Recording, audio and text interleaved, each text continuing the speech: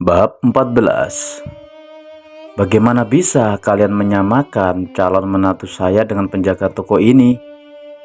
Apa kalian tidak bisa membedakan antara pelayan dan pengunjung toko, ha? Sentak Mami Ella tak terima calon menantunya disamakan dengan pelayan toko. "Maaf Nyonya, kami hanya salah paham saja," sahut Intan tak menyangka wanita tua di hadapannya ini membentak begitu saja. Tiba-tiba dari belakang ada suara bariton yang membuat mereka menghentikan perdebatannya dan menoleh ke arah asal suara. "Ada apa ini, Mam?" tanya Arga yang baru saja tiba di mall menyusul maminya dan juga Zara. "Ini enak saja mereka menyamakan calon menantu Mami dengan pelayan toko," sahut Mami Ella yang masih terlihat kesal kepada mereka. Arga menoleh melihat Intan dan juga Johan yang ternyata sedang berselisih dengan maminya. "Ternyata kalian, pergilah, karena saya lagi tidak mood untuk berdebat dengan kalian berdua," ucap Arga mengusir mereka berdua. Mungkin banyak orang yang bisa tertipu dengan kepalsuan yang dilakukan oleh Intan, namun tidak dengan Arga. Dia tahu kalau Intan seorang manipulator yang handal. Makanya Arga lebih memilih mengusirnya daripada meladeninya yang akan membuatnya muak dengan drama yang akan dimainkan oleh Intan di hadapannya. "Kalau begitu saya pamit Kak Zara. Jangan sungkan untuk menghubungi Intan, karena Intan siap membantu Kak Zara kapanpun Kak Zara butuh Intan," ucap Intan. Gumam Zara malas meladeni adiknya. Kenapa baru sekarang ingin membantunya? Sedangkan saat dirinya diusir oleh orang tuanya, adiknya itu ada di mana? Bahkan dengan teganya, adiknya dan juga mamanya hanya melihatnya saja tanpa sedikit pun membantunya. "Sudah, ayo Mam, kita langsung ke toko perhiasan saja, karena setelah ini Arga masih ada meeting lagi," ucap Arga. "Kamu kan besok mau nikah gak? Bisa tidak sih tinggalin dulu urusan pekerjaanmu itu? Apa kamu tidak bosan tiap hari hanya menatap berkas-berkas yang ada di mejamu itu?" ucap Mami Ella kesal kepada sang putra.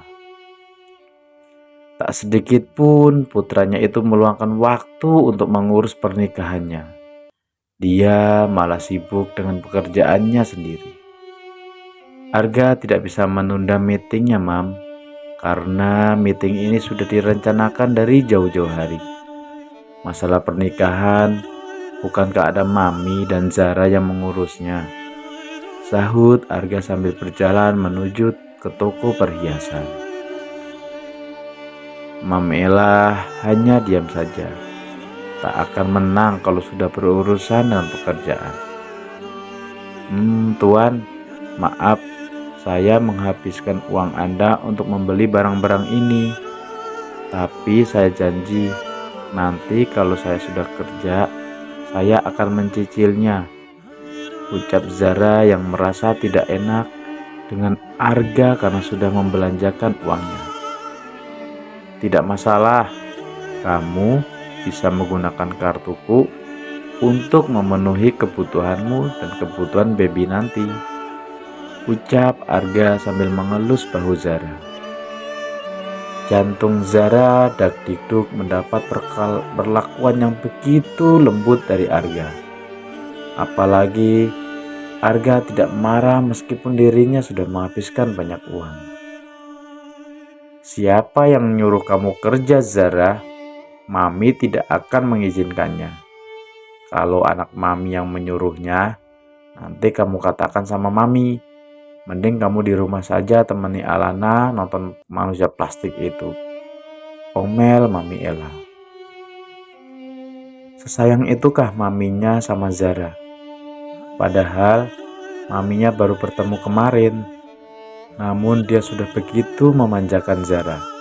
Bahkan dia juga tak mengizinkan calon menantunya itu bekerja. Pikir Arga yang kaget melihat kelakuan ibunya yang begitu baik. Bahkan status anak sepertinya akan tergeser oleh Zara.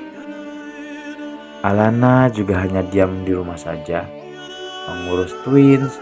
Mami Ella melarang Raka untuk menyuruh Alana bekerja. Kamu dengar sendiri bukan? Kalau mami akan memarahiku kalau tahu kamu kerja, ucap Arga dengan senyum jenaka. Zara hanya tersenyum kikuk menatap Arga. Kamu jangan panggil Arga tuan, Ra. Panggil sayang atau siapa gitu. Biar terdengar mesra. Kan sebentar lagi kalian akan menikah, saran Mami Ella. Iya mam, nanti, sahut Zara malu. Mereka bertiga masuk ke dalam toko perhiasan dan kedatangan mereka langsung disambut oleh pemilik toko. Ada yang bisa kami bantu? Tanya pemilik toko kepada mereka. Tolong carikan kami cincin pernikahan yang paling bagus, sahut Mami Ella antusias kepada pemilik toko. Dan langsung pemilik toko mengambilkan 2 pasang cincin pernikahan untuk mereka lihat. Cincin itu terlihat begitu mewah. Untuk yang wanita modelnya ada berlian 1 di tengah, agak lumayan besar. Sedangkan yang pria modelnya hanya polos dan ada berlian kecil di tengahnya. Kamu mau yang mana sayang? Tanya Mami Ella kepada Arga. Arga terserah sama Zara saja mam, sahut Arga yang menyerahkan urusan cincin kepada Zara. Ia yakin selera perempuan jauh lebih bagus dari pemilih perhiasan. Hah? Kenapa harus Zara? Mami saja yang memilihnya. Mereka berdua bukannya memilih, malah pada saling lempar satu sama lain. Kalian ini kenapa? Malah saling lempar begitu. Kan kalian yang mau pakai. Nanti kalau mami yang memilih terus tidak cocok sama kalian bagaimana? Kesal Mami Ella. Ya sudah, Zara pilih yang ini saja mam, ucap Zara memilih cincin yang terlihat begitu sederhana. Kenapa kamu pilih yang ini Ra? Lebih baik kamu pilih yang ini saja. Ukuran berliannya kan jauh lebih besar, ucap Mami Ella. Zara dan Arga hanya bisa menghela napas panjang. Maminya memang agak ribet. Tadi dia sendiri yang menyuruh Zara atau Arga yang memilihnya. Pilihan yang Zara pilih malah diprotes.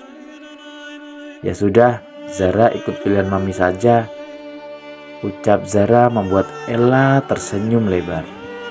Akhirnya menantunya setuju dengan pilihannya. Kami ambil yang ini mbak, ucap Mami Ella sambil memberikan plakat milik Arga untuk membayar cincin pernikahan tersebut.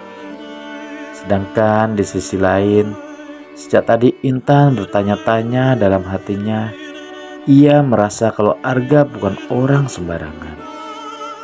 Apa? Kak Johan mengenal pria yang bersama Kak Zara tadi kak? Tanya Intan. Tidak, tapi saya seperti tidak asing dengan wajahnya, sahut Johan yang merasa begitu familiar dengan muka Arga. Dia seperti pembisnis kak, harusnya kakak tahu, kan Kak Johan juga ikut masuk ke dunia bisnis juga, ucap Intan. Johan mencoba mengingat-ingat wajah Arga. Ia seperti melihatnya tapi entah di mana. Entahlah, aku tidak ingat, sahut Johan cuek. Sepertinya keluargamu biasa saja setelah keluarnya Zara dari rumah kalian, Tan, ucap Johan yang merasa aneh dengan keluarga Intan. Mereka merasa biasa saja. setelah kehilangan sang putri. Aku tidak tahu kak, papa sama mama masih kecewa dengan kehamilan Kak Zara, sahut Intan. Johan mengangguk seolah mengerti dengan perasaan kedua orang tua Zara yang sedang begitu kecewa setelah mengetahui kehamilan Zara. Karena kehamilan Zara di luar dari pernikahan. Tapi aku merasa kasihan dengan Kak Zara kak. Aku takut pria itu tidak memperlakukan Zara dengan baik. Mungkin mereka berpura-pura baik di depan umum saja. Tapi di rumah kita tidak tahu, ucap Intan sok perhatian. Bersambung.